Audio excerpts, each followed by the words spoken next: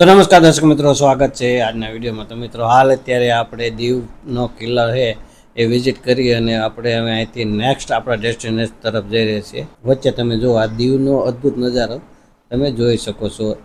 આ એન્જોય કરતાં કરતાં આપણો જે નેક્સ્ટ ડેસ્ટિનેશન છે ગંગેશ્વર મહાદેવ એ તરફ આપણે આગળ વધીશું।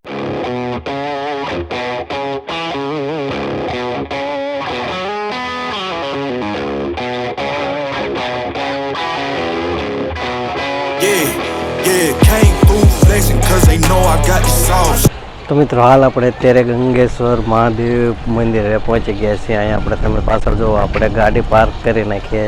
અહીંયા પાર્કિંગના 50 રૂપિયા પે કરી અને આપણે અત્યારે થોડી વાર જો દરિયાકાંઠે ઠંડો ઠંડો પવન આવે અને થોડીક ચીલ કરી લઈશું, પછી આપણે મહાદેવના દર્શન કરવા જઈશું। આ જુઓ દરિયાનો કંઈક આ રીતનો નજારો જોઈ લો।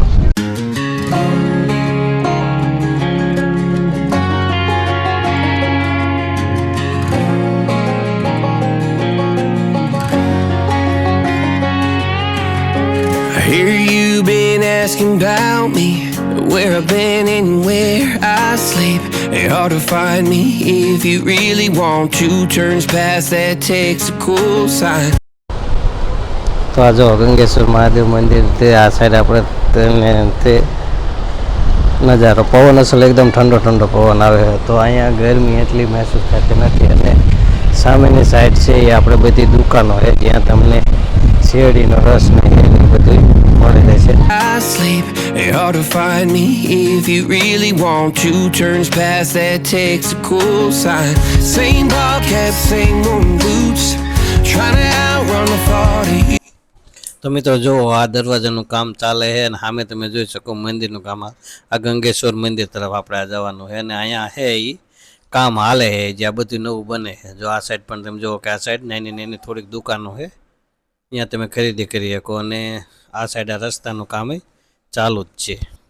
જો આપણે એ દરવાજા અંદર આવો એટલે આ રીતનું આખું કામ હાલે છે અને નાના નાના મંદિરને એવું બને છે જે તમે 1 વર્ષ પછી આવો એટલે લગભગ અહીં ઘણું ખરું કામ થઈ ગયું હોય છે। તો જો આ રીતનું મંદિર બન્યું છે અને સામે કહેવાય ને કે આ પોઠિયા મહારાજને બેવરાય, સામે ગંગેશ્વર મહાદેવનું મંદિરનું કામ ચાલુ છે। તમે જોઈ લો આ રીતના કામ જે ચાલુ જ છે અહીંયા। તો આપણે એ સાઈડ નથી જતા, આપણે જે મેન ગંગેશ્વર મહાદેવ મંદિર છે એ બાજુ આપણે એ બાજુ દર્શન કરવા જઈએ। But in this time the truth don't stop.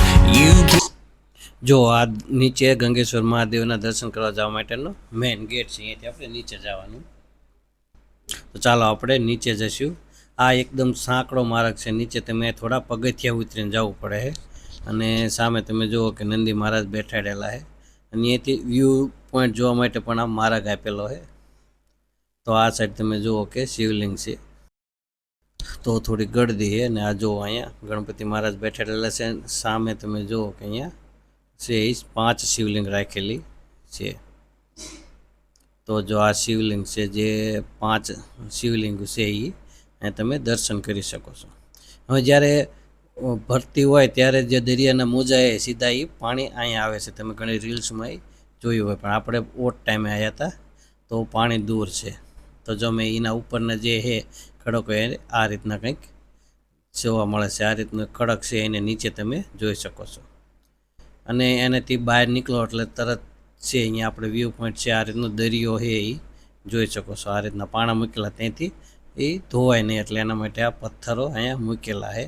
ભરતી આવે ત્યારે આ બધું પાણીમાં આવી ગયું છે, ઠીક જે છે ને ત્યાં આ બાજુ આપણે જઈ શકતા નથી અને સામેથી પણ તમે ઉપર જઈ શકો છો અને આપણે આ સાઈડથી પણ ઉપર જઈ શકાય છે। તો જો આપણે આ સાઈડથી એ પગથિયા બનાવી અહીંથી ઉપર આવી ગયા, જે આ દેખાય છે અહીંયાથી આપણે ખાલી નીચે જઈ શકીએ, ઉપર આવવા માટે પગથિયા બનાવેલા છે અને આપણે ઉપર આવી ગયા હોય ને આપણે ચંપલ ગોઠવી લેવી। ચાલો તો ઉપરથી જો કંઈક આ રીતનો નજારો આપણે સમુદ્રનો જોવા મળે છે। તો આપણે થોડી વાર માટે અહીંયા સમુદ્રનો નજારો માણી અને પછી આપણે આ વ્લોગને અહીંયા પૂરો કરીશું। hear you been asking about. તો ફરી મળીશું દીવની એક નવી જગ્યાને એક્સપ્લોર કરવા માટે। ત્યાં સુધી અમારી આ ચેનલ સાથે જોડાઈ રહો, અમારા વિડીયોને લાઇક કરો, અમારી ચેનલને સબસ્ક્રાઈબ કરો। ફરી મળીશું એક દીવની નવી લોકેશન સાથે। તો હાલ અત્યારે આપણે પાર્કિંગથી હે હવે નેક્સ્ટ લોકેશનમાં જવા મળે છે, જે તમને બીજા વિડીયોમાં જોવા મળશે.